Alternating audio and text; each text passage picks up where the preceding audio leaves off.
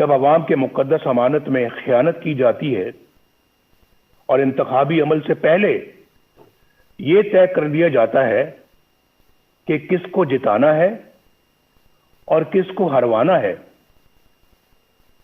انتخابات میں دھاندلی سے مطلوبہ نتائج حاصل کر لیے جاتے ہیں اور رہی صحیح کسر حکومت سازی کے لیے جوڑ توڑ میں نکال دی جاتی ہے، تو اندازہ لگایا جا سکتا ہے کہ کس طرح سے عوام کو دھوکہ دیا جاتا ہے اور عوامی مینڈیٹ کیسے چوری کیا جاتا ہے۔ بدقسمتی سے پاکستان کو اس طرح کے تجربات کی لیبارٹری بنا کر رکھ دیا گیا ہے۔ اگر کبھی عوام کی کوئی نمائندہ حکومت بن بھی گئی تو اسے ہر طرح کی سازش کے ذریعے سے پہلے بے اثر اور پھر فارغ کر دیا جاتا ہے۔ اس میں یہ بھی پرواہ نہیں کی جاتی کہ اس سے ریاستی ڈھانچہ کمزور ہوگا، اقوام عالم میں جگ ہنسائی ہوگی اور عوام کا ریاستی اداروں پر سے اعتماد اٹھ جائے گا۔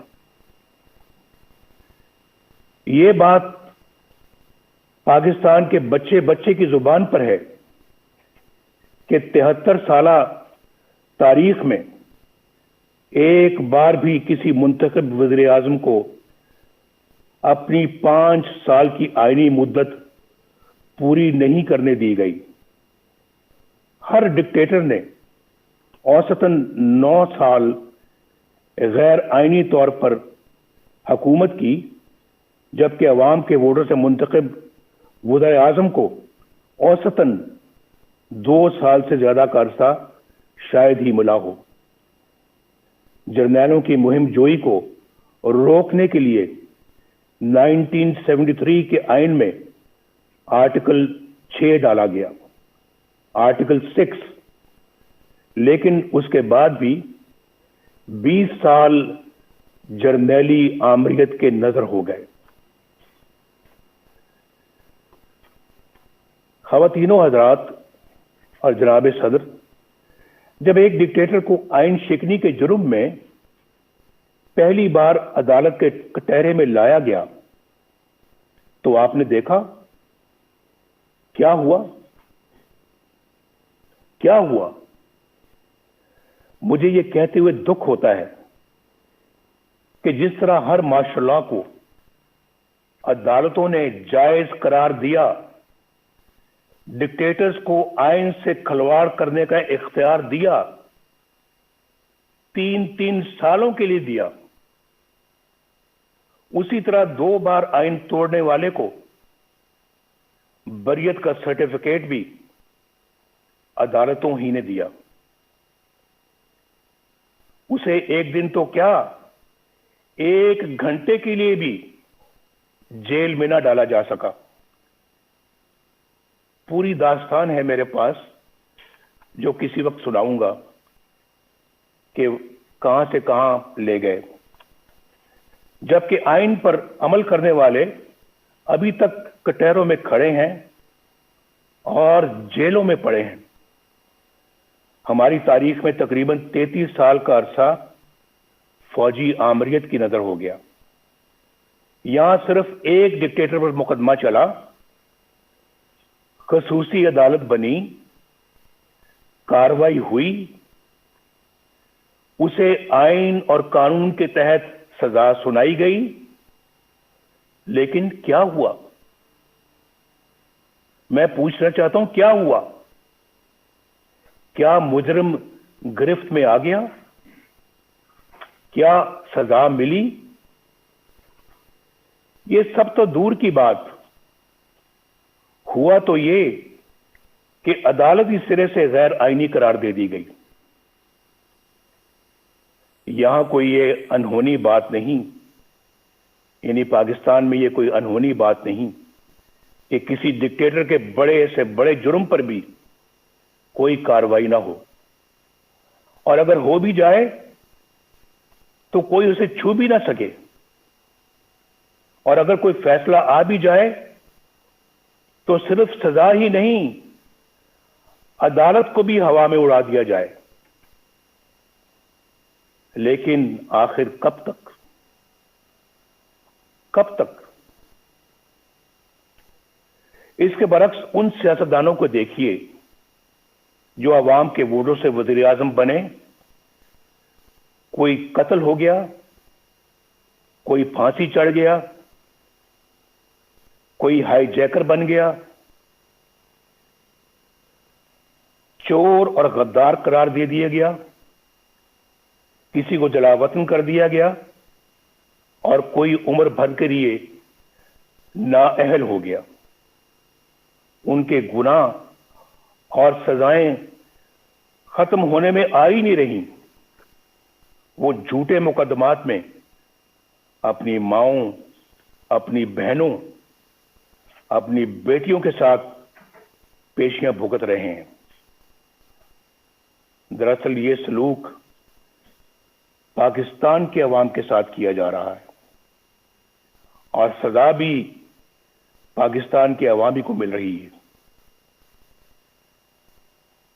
آپ میں سے اکثر کو حکومت کا بھی تجربہ ہے۔ آپ جانتے ہیں کہ عوام کی حمایت سے کوئی جمہوری حکومت بن جائے تو کس طرح اس کے ہاتھ پاؤں باندھ دیے جاتے ہیں، اور کس طرح عوامی نمائندوں کی تذلیل اور تحقیر ہوتی ہے، کس طرح کردار کشی کا ایک منظم سلسلہ شروع ہو جاتا ہے، کس طرح قومی مفاد کے خلاف کسی سرگرمی کی نشاندہی کرنے پر انہیں ملک دشمن اور غدار قرار دے دیا جاتا ہے۔ خلاصہ یہ ہے کہ یہاں یا تو مارشل لا ہوتا ہے یا پھر منتخب جمہوری حکومت سے کہیں زیادہ طاقتور پیرلل یعنی متوازی حکومت قائم ہو جاتی ہے، ایک پیرلل نظام چلتا ہے۔ غالباً ایک بار سابق وزیر اعظم یوسف رضا گیلانی صاحب نے کہا تھا کہ یہاں اسٹیٹ ود ان اسٹیٹ قائم ہے جسے برداشت نہیں کیا جا سکتا۔ دکھ کی بات یہ ہے کہ اب معاملہ state with in the state سے آگے نکل کر اسٹیٹ ابو دا اسٹیٹ تک جا پہنچا ہے۔ عوام کے حق حکمرانی کو تسلیم نہ کرنے اور نتیجتاً متوازی یعنی پیرلل حکومت کا مرض ہی ہماری مشکلات کا اور ہمارے مسائل کی اصل جڑ ہے۔ This is the root cause of our problems۔ یہ جڑ ہے ہمارے مسائل کی، اور یہی وجہ ہے کہ عالمی برادری میں ہماری ساکھ ختم ہو کر رہ گئی۔ 2018 کے انتخابات کے بعد متعدد ملکی اور غیر ملکی اداروں کی طرف سے انتخابی عمل کی شفافیت پر سوالات اٹھائے گئے۔ میں تو جیل میں تھا، لیکن خبریں مجھے سب ملتی رہی ہیں۔ بعض نے تو ان سیٹوں کی تعداد بھی بتائی جہاں دھاندلی کی وجہ سے نتائج تبدیل کر دیے گئے۔ ان حلقوں کی اتنی تعداد ہے کہ اگر ان میں دھاندلی کے ذریعے نتائج تبدیل نہ کیے جاتے تو بیساکھیوں پر کھڑی یہ حکومت کبھی بھی وجود میں نہیں آ سکتی تھی۔ آج قوم جن حالات سے دوچار ہے اس کی بنیادی وجہ وہ لوگ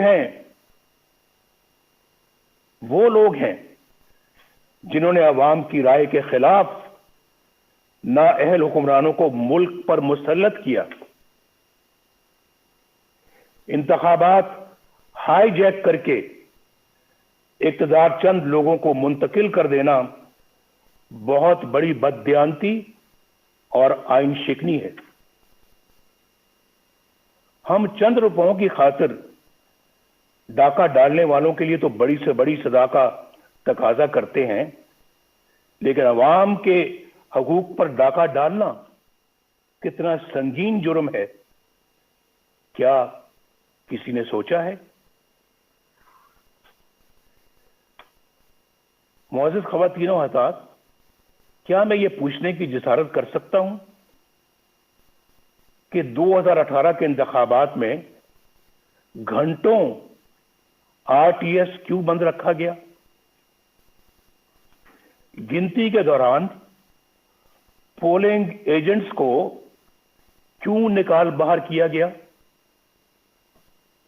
انتخابات میں دھاندلی کیوں کر کی گئی؟ کس کے کہنے پر کی گئی؟ کس کے لیے کی گئی؟ اور کون سے مفادات کے لیے کی گئی؟ اس میں سابق چیف الیکشن کمشنر اور سیکرٹری الیکشن کمیشن کو بھی جواب دینا ہوگا، اور جو لوگ بھی دھاندلی کے ذمہ دار ہیں ان سب کو حساب دینا ہوگا۔ محترم قائدین کرام، جناب چیئرمین، اس نااہل حکومت نے 2 سالوں میں پاکستان کو کہاں سے کہاں پہنچا دیا ہے، اس کا کوئی اندازہ کر سکتا ہے؟ پاکستان کی معیشت بالکل تباہ ہو چکی ہے، یا جو کہتے ہیں نا کہ پاکستان کی معیشت تباہ ہو رہی ہے، نہیں، بات اس سے بہت آگے چلی گئی ہے۔ پاکستان کی معیشت بالکل تباہ ہو چکی ہے۔ 5.8% کی شرح ترقی سے آگے بڑھتا ہوا پاکستان آج 0 سے بھی نیچے جا چکا ہے۔ پاکستانی روپیہ بھارت اور بنگلہ دیش ہی نہیں، افغانستان اور نیپال سے بھی زیادہ نیچے گر چکا ہے۔ جس مہنگائی پر ہم نے مکمل قابو پا لیا تھا، وہ آج کئی گنا بڑھ چکی ہے۔ غریب اور متوسط گھرانوں کے لیے 2 وقت کی روٹی بھی محال ہو چکی ہے۔ بجلی اور گیس کے بل اب عام آدمی پر بم بن کر گرتے ہیں۔ آپ کبھی اندازہ کیجئے، واقعتاً بم بن کے گرتے ہیں۔ پچھلے 2 سالوں میں 1.5 کروڑ لوگ غربت کی سطح سے نیچے جا چکے ہیں، اور 1 کروڑ نوکریوں کا جھانسا دینے والے 1 کروڑ 20 لاکھ لوگوں کا روزگار چھین چکے ہیں۔ اس نالائق حکومت نے ہر معاملے پر یو ٹرن لیا ہے۔ آج سرمایہ کاری بالکل ختم ہو چکی ہے۔ سی پیک سخت کنفیوژن کا شکار ہے۔ قرضے ختم کر دینے کا دعویٰ کرنے والوں نے 2 سال کی قلیل مدت میں قرضوں میں اتنا اضافہ کر دیا ہے کہ پچھلے تمام ریکارڈ ٹوٹ گئے ہیں۔ یہ میں فیکٹس اور فگرز سے ساری بات بتا رہا ہوں، اور اس کے باوجود کوئی ایک بھی بڑا ترقیاتی منصوبہ شروع نہیں کیا جا سکا۔ وہ پاکستان جس کے بارے میں بین الاقوامی ادارے یہ پیش گوئی کر رہے تھے کہ اگلے چند سال میں یہ دنیا کی سب سے بڑی 20 معیشتوں یعنی G20 میں شامل ہو جائے گا، آج معاشی طور پر مفلوج ہو کر رہ گیا ہے۔ یاد رکھیے کہ اگر پاکستان میں ووٹ کو عزت نہ ملی اور قانون کی حکمرانی نہ آئی تو یہ ملک معاشی طور پر مفلوج ہی رہے گا۔ اور میں کھلے الفاظ میں یہ واضح کر دینا چاہتا ہوں کہ ایسے ممالک اپنے دفاع کے قابل بھی نہیں رہتے، خاص طور پر اس وقت جب آپ کے دشمن آپ کی کمزوریوں کا فائدہ اٹھا رہے ہوں۔ خواتین و حضرات، ملک بدامنی، افراتفری اور جرائم کا گڑھ بن چکا ہے۔ آئے دن ایسی پریشان کن خبریں آتی رہتی ہیں جن سے عوام کو امن و امان سے متعلق درپیش پریشانیوں کا اندازہ بخوبی لگایا جا سکتا ہے۔ شیخوپورہ سیالکوٹ روڈ پر قوم کی ایک بیٹی کے ساتھ پیش آنے والا واقعہ دل دہلا دیتا ہے۔ اس سانے کے بعد مزید تکلیف کا باعث اس سنگ دل پولیس افسر کا ہے جو بنیادی انسانی اقدار سے بھی محروم ہے۔ اس کا بڑا المیہ یہ ہے کہ حکومت کی تمام تر ہمدردیاں قوم کی بیٹی کے بجائے اپنے چہیتے پولیس افسر کے ساتھ ہے۔ جناب چیئرمین، پاکستان آبادی کے لحاظ سے دنیا کا چھٹا بڑا ملک ہے، جغرافیائی اعتبار سے بھی انتہائی اہم ہے۔ پاکستان کی خارجہ پالیسی بنانے کا اختیار عوامی نمائندوں کے پاس ہونا چاہیے۔ ہماری خارجہ پالیسی عوامی امنگوں اور ملکی مفادات سے ہرگز متصادم نہیں ہونی چاہیے۔ کھربوں روپے کے نقصان اور ہزاروں جانیں قربان کرنے کے باوجود ہم کبھی فیٹف اور کبھی کسی اور کٹہرے میں کھڑے شرمناک صفائیاں پیش کر رہے ہوتے ہیں۔ جب کشمیر کا نام زبان پر آتا ہے تو 73 سال سے دی جانے والی قربانیاں آنکھوں کے سامنے آ جاتی ہیں۔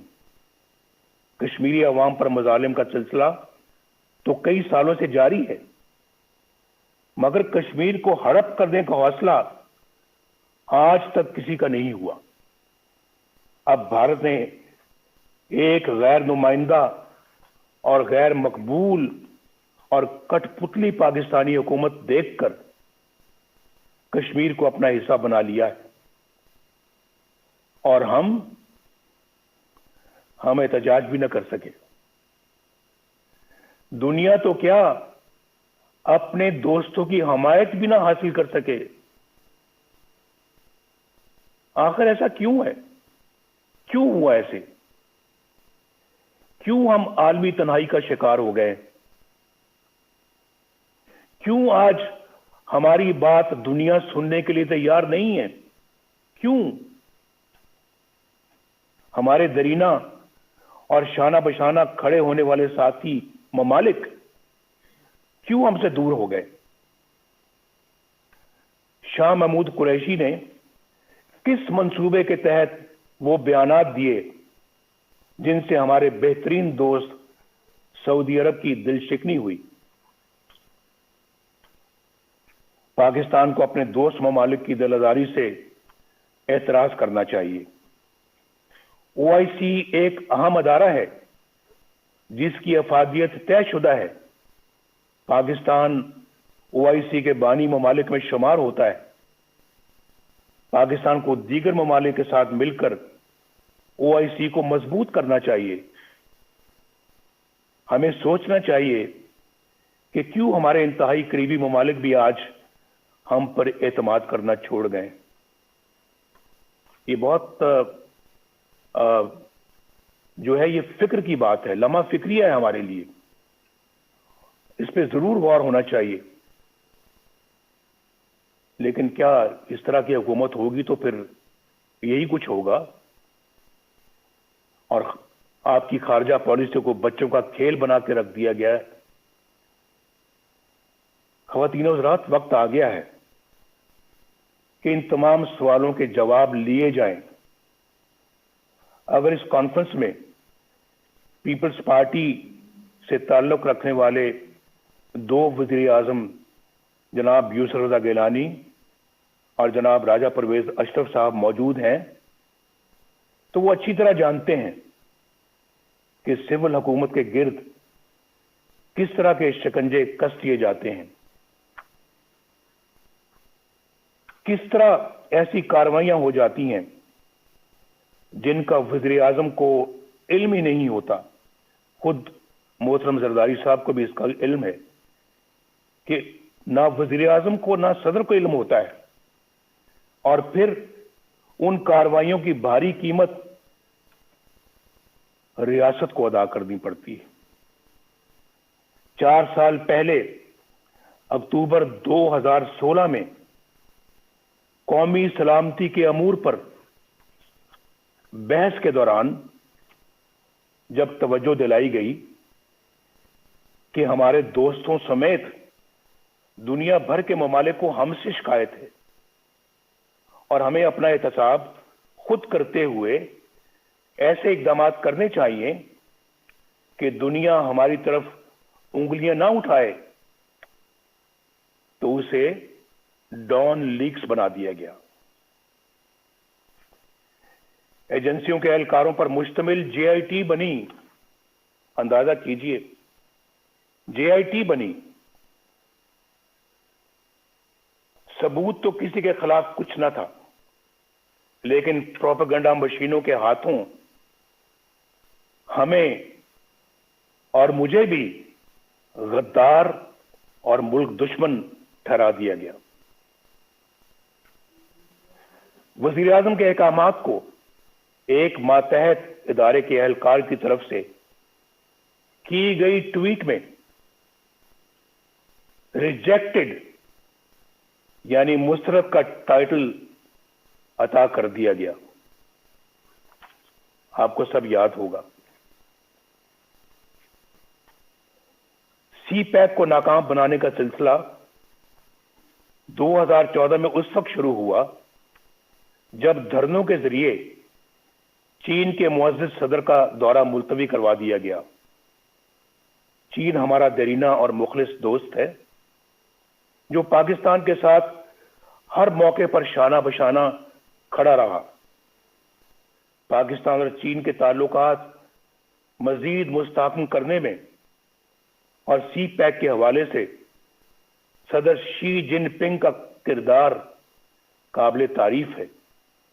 سی پیک کا یہ عظیم منصوبہ حکومت کی اسی نااہلی کی نظر ہو رہا ہے جو زندگی کے ہر شعبے میں نظر آ رہی ہے۔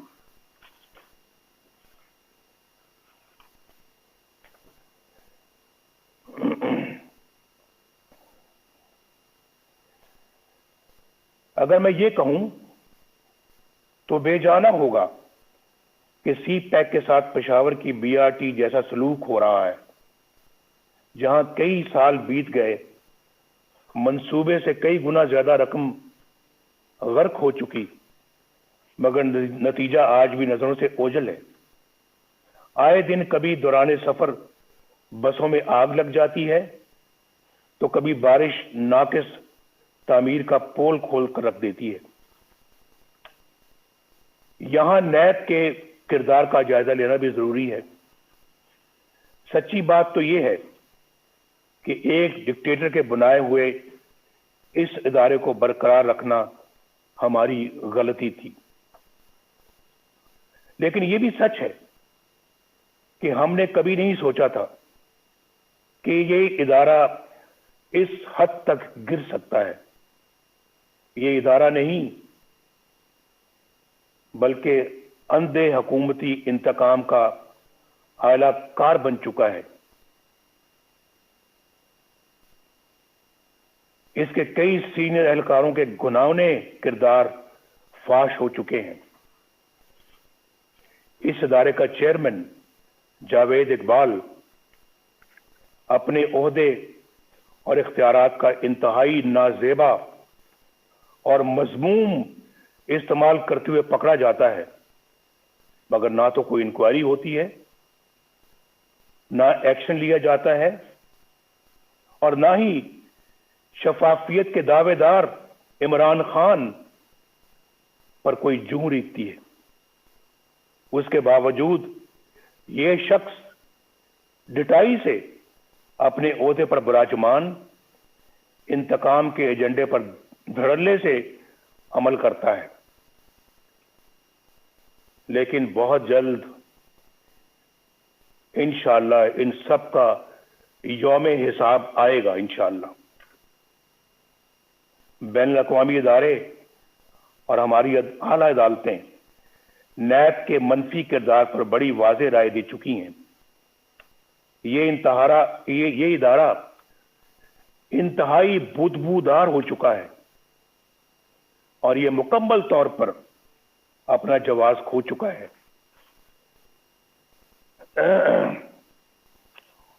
اپوزیشن کے لوگ اس کا نشانہ بنے ہوئے ہیں، جو اپنے گھر کی خواتین کے ساتھ نیب کے دفتروں، عدالتوں اور جیلوں میں رول رہے ہیں۔ جو نیب سے بچتا ہے اسے ایف آئی اے کے سپرد کر دیا جاتا ہے، جو ایف آئی اے سے بچے وہ اینٹی نارکوٹکس کے ہاتھے چڑھ جاتا ہے، اور جو وہاں سے بچ جائے اسے کسی بھی جھوٹے مقدمے میں پکڑ لیا جاتا ہے۔ 2018 میں سینٹ کے انتخابات سے کچھ عرصہ پہلے خواتین و حضرات ایک مذموم سازش کی گئی، میں آپ کی توجہ مبذول کرا رہا ہوں۔ اس مذموم سازش کے ذریعے بلوچستان کی صوبائی حکومت گرا دی گئی۔ اس کا مقصد کیا تھا معلوم ہے آپ کو؟ اس کا اصل مقصد سینٹ کے انتخابات میں سامنے آیا۔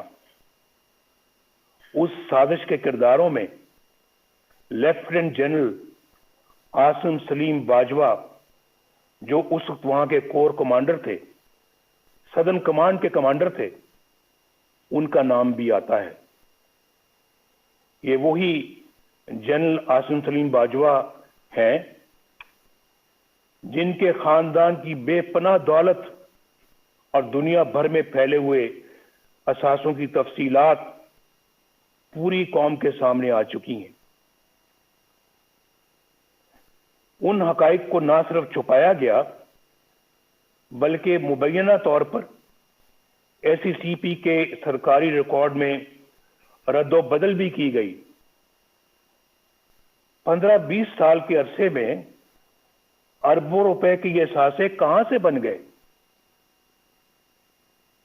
یہ پوچھنے کی کسی کی مجال نہیں۔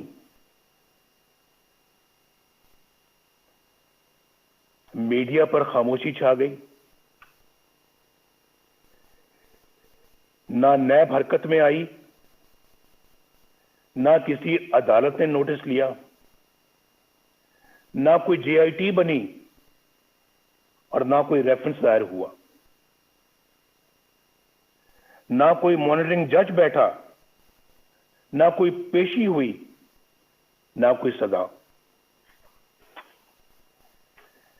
اندازہ لگائیے اب آپ، احتساب کا نعرہ لگانے اور این آر او نہ دینے کے بڑے بڑے دعوے کرنے والا عمران خان، انہوں نے بھی اس اثاثوں کے ذرائع پوچھنے کی ضرورت تک نہ کی، بلکہ ایک پل میں انہیں ایمانداری کا سرٹیفکیٹ جاری کر دیا گیا۔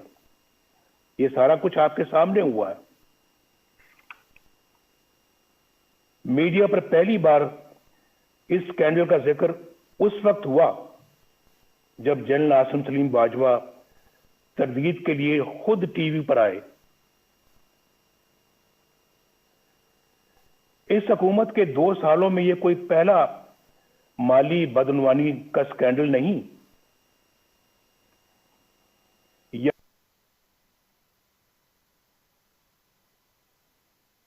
یہاں کئی انتہائی سنگین سکینڈل سامنے آ چکے ہیں جن کا نقصان براہ راست غریب عوام کو پہنچا۔ حکومت میں بیٹھے لوگ باقاعدہ پلاننگ سے آٹے، چینی اور دوائیوں کی قیمتیں آسمان پر لے گئے۔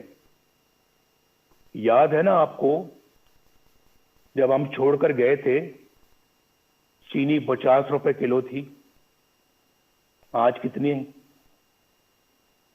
آج کہتے ہیں 100 روپے تک جا پہنچی ہے۔ اور آٹے کی قیمتیں بھی دیکھ لیں آپ، دوائیوں کی قیمتیں آسمان تک پہنچ گئی ہیں۔ عوام کے کھربوں روپے لوٹ لیے گئے۔ ملک کا حکمران اگرچہ دن رات کرپشن مافیاز اور این آر او کا ڈنڈورا پیٹتا ہے، لیکن چینی کی قیمت بڑھانے میں خود اس کی ذات ملوث ہے۔ کیا نیب اسے تحقیقات کے لیے گرفتار نہیں کرے گا؟ کیا اس پر کوئی ریفرنس دائر نہیں ہوگا؟ علیمہ خان صاحبہ جو کوئی جدی پشتی رئیس نہیں، بس خیراتی اداروں کی فنڈ ریزنگ کرتی رہتی ہیں، ان کے بیرون ملک اثاثوں کے ذرائع کی نیب کبھی کوئی چھان بین نہیں کرے گا؟ بنی گالہ میں عمران خان کے ذاتی گھر، اس کی غیر قانونی تعمیر کی فائل کیا یوں ہی بند رہے گی؟ فارن فنڈنگ کیس جس میں بے شمار مالی بے ضابطگیاں ہیں اور کرپشن ہے، جن کی گواہی خود پی ٹی آئی کے رہنما دے رہے ہیں، اتنے سال گزر جانے کے باوجود کیا الیکشن کمیشن ان پر کوئی فیصلہ نہیں کرے گی؟ یہ بڑے ایسے جاندار سوالات ہیں جن کا آج تک کوئی جواب سامنے نہیں آیا. ہم کب تک انتظار کریں گے؟ کیا ان تمام لوگوں پر کوئی فوجداری مقدمہ قائم نہیں ہوگا؟ کیا بنی گالہ میں زمین کی خرید کی منی ٹریل پر کوئی جے آئی ٹی نہیں بنے گی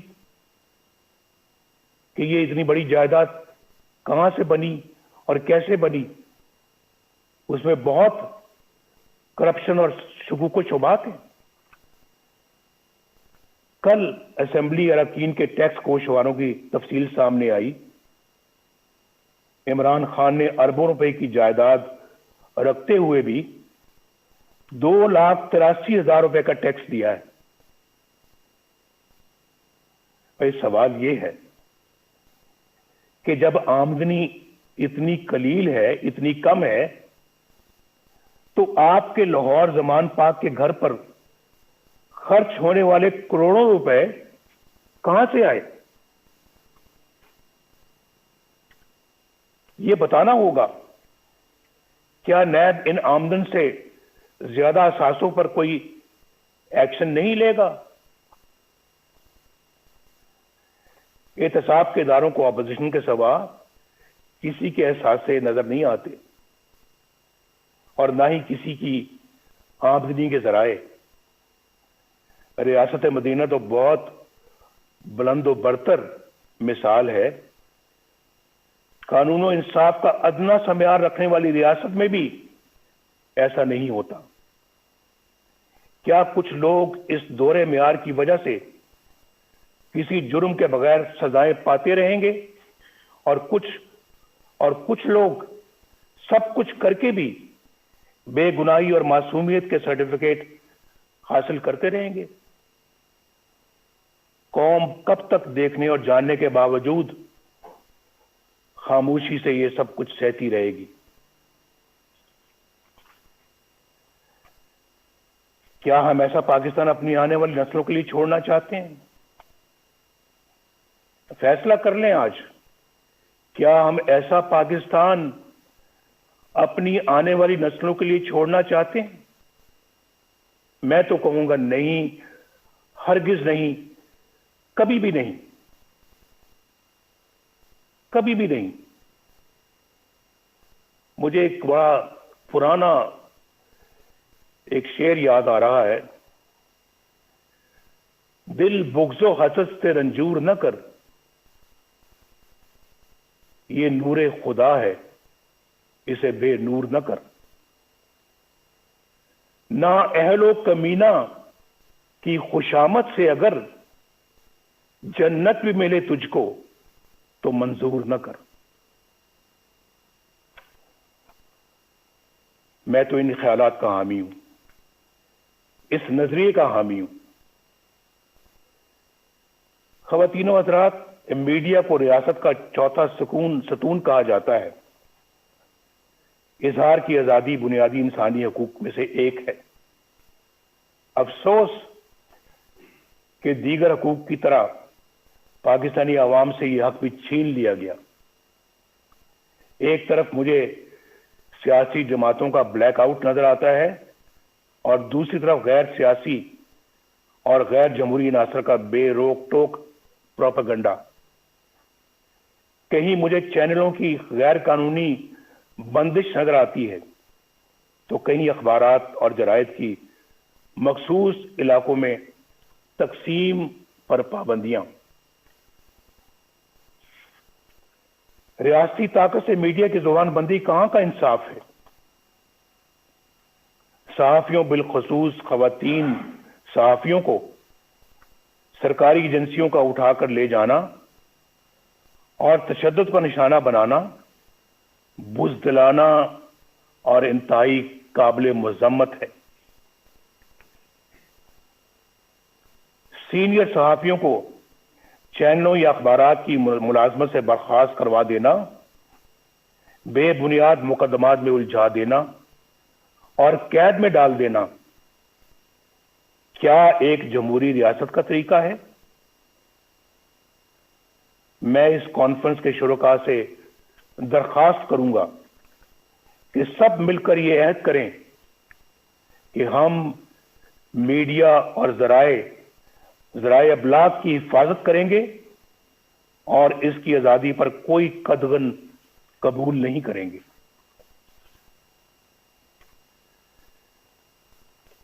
خواتین و حضرات، محترم چیئرمین بلاول بھٹو صاحب،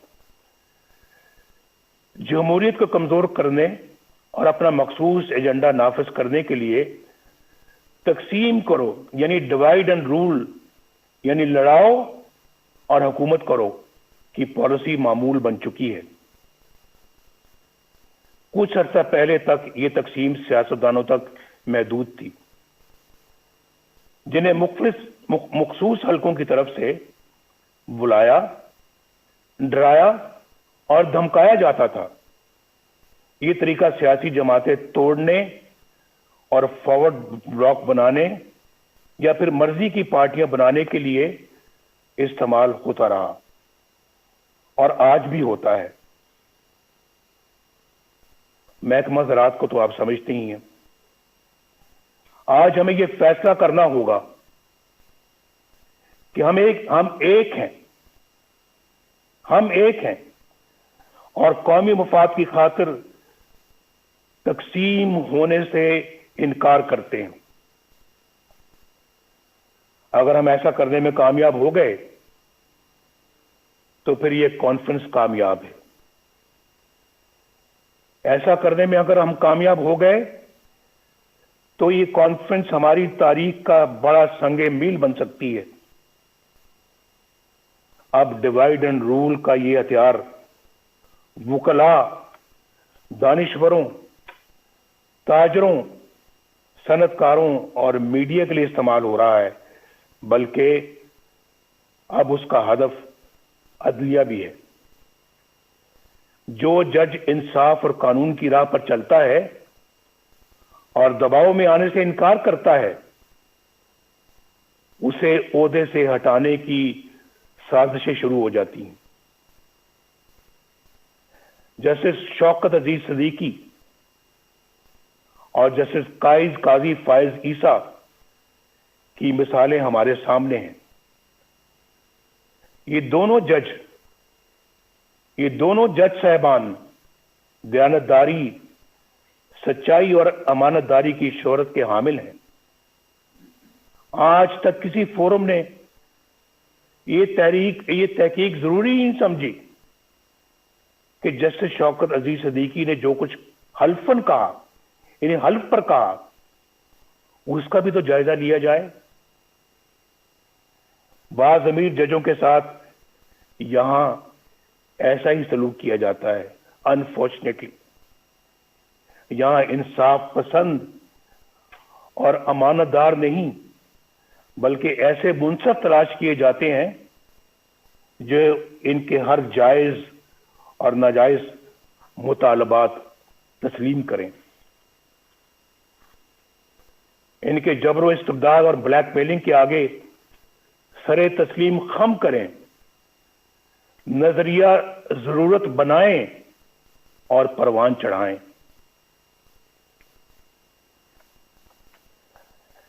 آئین کو سیبوٹاج کرنے والے ڈکٹیٹروں کے اقدامات کو قانون کا جامہ عطا کریں۔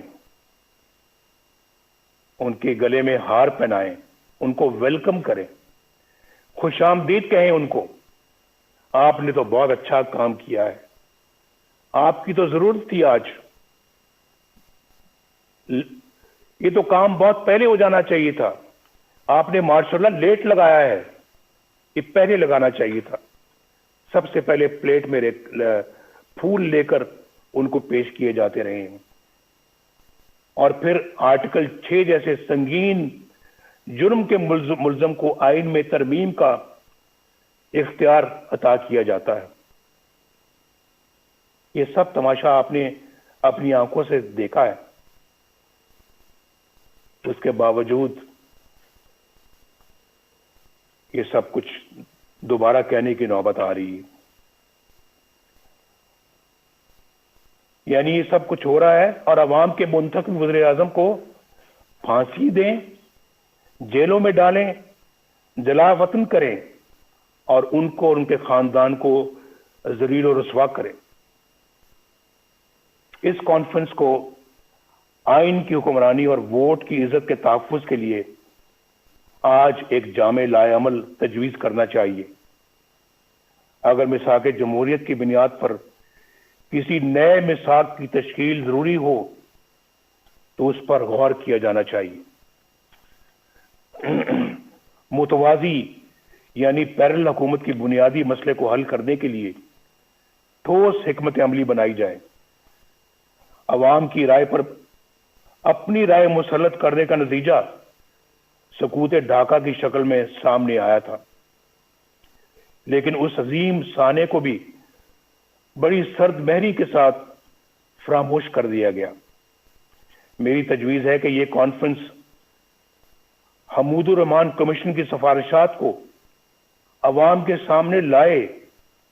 بہت دفعہ اس کا ذکر ہو چکا ہے اور بار بار ہو چکا ہے، کئی سالوں سے ہو رہا ہے، کئی دہائیوں سے ہو رہا ہے، لیکن میرا خیال ہے کہ آج انہیں عملی جامہ پہنانے کا عہد کرنا چاہیے اور اسے اپنے ایجنڈے کا حصہ بنانا چاہیے۔ اس طرح کے ٹھوس اقدامات ہی سے ملک کو اس دلدل سے نکالا جا سکتا ہے۔ اس وقت ہماری اولین ترجیح اس غیر نمائندہ اور نااہل اور سلیکٹڈ حکومت اور اس سے کہیں زیادہ اہم اس نظام سے جس کا میں نے ذکر کیا ہے، اس سے نجات حاصل کرنا ہے۔ عمران خان ہمارا ایز سچ ہدف نہیں ہے، ہمارا مقابلہ عمران خان سے نہیں ہے۔ یہ میں الیکشن سے پہلے بھی کہہ چکا تھا اور آج بھی کہہ رہا ہوں۔ آج ہماری جدوجہد عمران خان کو لانے والوں کے خلاف ہے اور ان کے خلاف ہے جنہوں نے اس طرح انہیں الیکشن چوری کر کے اس طرح کے نااہل بندے کو اس جگہ پر لا کر بٹھایا ہے اور ملک کو برباد کر دیا ہے۔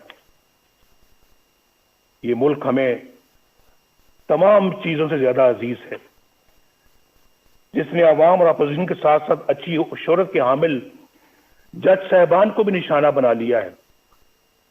یہ تبدیلی عمل میں نہ آئی تو یہ نااہل اور ظالمانہ نظام ملک کو ناقابل تلافی نقصان پہنچا دے گا۔